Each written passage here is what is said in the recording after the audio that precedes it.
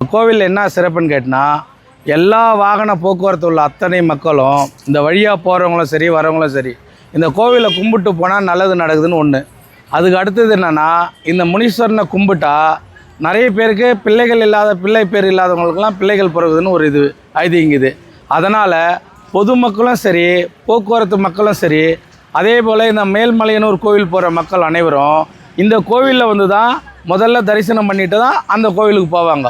இது ஒரு சிறப்புமிக்க கோவில்ன்றதால இது பல பேர் வந்து பராமரிப்பு செஞ்சு ஒரு சிலரோட கட்டுப்பாட்டில் எல்லாருமே பொதுமக்களோட கட்டுப்பாட்டில் தான் இருக்குது. இதில் யாரும் ஆதிக்கம் பண்ணுறவங்களோ யாரும் கிடையாது. அதனால் இந்த கோவிலோட சிறப்பு என்னென்னா யார் வந்தாலும் நீங்களே கூட நேரடியாக பூஜை பண்ணலாம், வேறு யார் வந்தாலும் பூஜை பண்ணலாம். அந்த பூஜை வந்து சிறப்பாக இருக்கும். இதில் என்ன வேண்டுதல் வைக்கிறீங்களோ அந்த வேண்டுதல் வந்து கூடுமான அளவில் உங்களுக்கு 3 மாதத்துக்குள்ளார நிறைவேறிடும். அந்த 3 மாதத்துக்குள்ளே நிறைவேறி நிறைய பேர் வந்து அதனோட பரிகாரம் செய்கிறாங்க இல்லையா, அது வந்து நிறைய பேர் செய்கிறாங்க. அதையே வந்து மக்கள் இந்த நெருக்கடியான காரணம் அதுதான். அதனால தான் வந்து நிறைய மக்கள் வந்து இதுக்கு பூஜை செய்கிறது, சிறப்பான அபிஷேகம் செய்கிறது, இந்த மாதிரி அபிஷேகம்லாம் பண்ணுறது.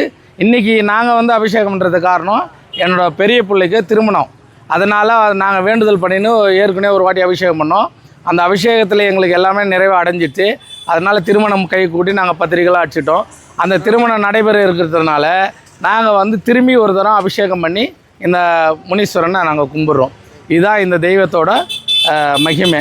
அதனால் மக்கள் அனைவரும் இந்த வழியாக போக்குவரத்து உள்ள மக்களும் சரி பொதுமக்களும் சரி இந்த முனீஸ்வரனை கும்பிட்டிங்கன்னா உங்களுக்கு முழுக்க முழுக்க எல்லா விஷயத்துலையும் சிறப்பான நன்மைகள் கிடைக்கிது. நன்றிங்க.